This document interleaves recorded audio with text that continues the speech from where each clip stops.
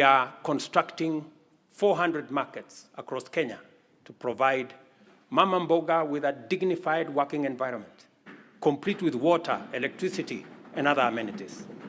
And I want to thank members of this House for participating in various ways and working with us and also with the counties in identifying the right locations for these markets. Ladies and gentlemen, honorable members, our education system must develop a formidable reservoir of skill, talent, highly competitive and innovative human capital to support our vision of an economically transformed Kenya. Within weeks of taking office, I appointed the Presidential Working Party on Education Reform, led by Professor Raphael Munavu, my former teacher, who provided clarity on transition to the new competence-based curriculum and made further recommendations on necessary reforms in our education system from early childhood all the way to the tertiary levels. The Working Party concluded its work and submitted a report whose recommendations are already being implemented. The urgent and vexing question of transition to junior school has been settled, and the Kenya Primary School Education Assessment will be used for the exclusive purpose of monitoring learners' progress and not for placement in any grade. In keeping with our commitment, 56,750 new teachers have been employed. I'm sure the Honorable Milemba can confirm this. While 8,200 primary school teachers were retrained to equip them with capacity to effectively deliver learning and teaching at junior school levels. With changes to the entry requirements for teacher training colleges, admission has increased by 300% to now 20,456 trainees. I was privileged to be in Kwale last week to open the Kwale Teacher Training College, which had only less than 100 students a few months ago. And when I went there, the principal told me that the numbers have increased 4 times. At the tertiary level, the Working Party recommended an overhaul of the existing education funding framework to a variable scholarship and loan model in order to address the financing gap which denied many Kenyans the opportunity to pursue tertiary education in our universities and TVETs, but also created many complications in our universities and institutions of higher learning that by last year, our universities had accumulated debts of close to 60 billion Kenya shillings. I sat down with all the vice chancellors of our 41 public universities, and we came up with a proposal that we are now implementing. The new model for financial support is student-centered and deploys a rigorous, impartial means testing instrument to establish the level of need of every student, which then becomes the primary consideration in allocating scholarships and loans. To fully democratize our education system and make higher education accessible and affordable to all, we have also chartered the Open University of Kenya, following requisite cabinet and parliamentary approvals. I want to thank this House for expediting the Open University Charter that had been in the works for the last 10 years. I also want to announce to you that the first 1,000 students will report next month. Majority of Kenyans live in their own rural homes, even though many experience land and settlement challenges, including landlessness, insecure land tenure, and perennial squatter problems. Acute housing challenges are principally an urban phenomenon, and they present a serious threat to health and safety, as well as dignity of people, particularly low-income earners.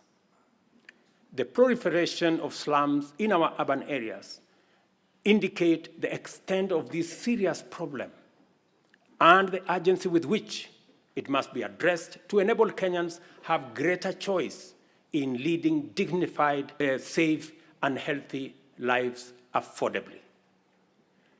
Low supply of affordable housing units in Kenya is acute, making rent a huge component of the cost of living for many households. The increase in affordable housing units is a strategic intervention to not only supply affordable dwellings for Kenyans, but also as a means to reduce the cost of living. 3 categories of houses will be supplied by this program: social housing, affordable housing, and for the rest, market rate housing. Interest on financing is where we intend to make the big difference. Interest at the moment, as all of us know in this House, is at almost 18%. But under this program, all interest should be or will be at single digit. For social housing, the interest will be at 3%. You know, honorable members, that we all get 3%. So even the people in the social space, they also deserve to get 3%. Those in the affordable housing space will get 6%, and 9% for the people in the market category.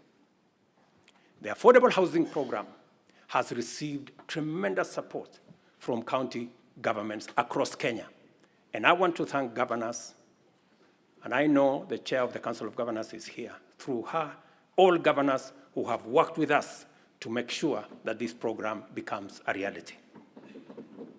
The construction of 46,792 units in various parts of Kenya is already underway, while another 40,000 are ready to commence in a couple of weeks. 50,000 Kenyans are working. People who were previously unemployed, they are now engaged directly and indirectly in this enterprise. And the numbers will significantly increase as the projects move into the next phase and as we roll out many more units. A total of 746,795 housing units are in the pipeline as I talk to you, under various stages of delivery. More jobs are being created with the formalization of the Jua Kali clusters, providing products like doors, hinges, and windows. And this morning, as I visited one of the sites that I went to launch the construction in March, I was amazed that a site that was flat in March today, and I was with the Member of Parliament for Ruiru, today has 8 11-block units, almost at 60% complete. And I also met the Jua Kali cluster for Ruiru, and they have been given a contract of 140 million to be able to supply doors and windows. Architects, engineers, quantity surveyors, masons, electricians, plumbers, transporters, steel and cement factory workers, and hardware merchants will be partakers in this transformative plan.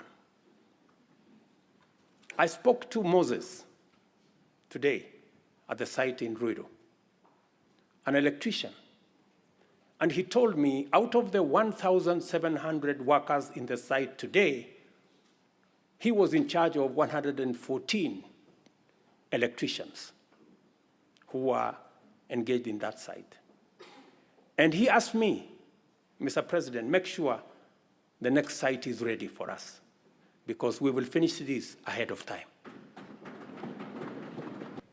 To enhance our savings that have consistently been among the lowest globally, and to correct the delayed transformation of our social security architecture, fundamental reforms are underway in our savings and social security space. As promised, we committed to take deliberate measures to foster a strong culture of savings amongst Kenyans and enable them mobilize resources for investment and development of intergenerational capital to eliminate old age poverty and to ensure comfort in retirement. Until recently, the rate of Kenya's public pension saving stood at 1.4 billion shillings a month, which is the lowest in our region at only 12.5% of our GDP. As a result of our initial interventions, the savings situation in Kenya is changing for the better.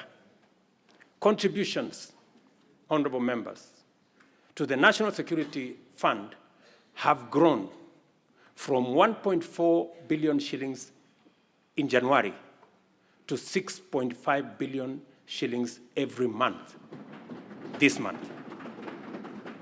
The implication of this growth in our national savings is that it will significantly consolidate our nation's ability to invest in development using domestic resources as opposed to us going to borrow other people's money when they save. Honorable members.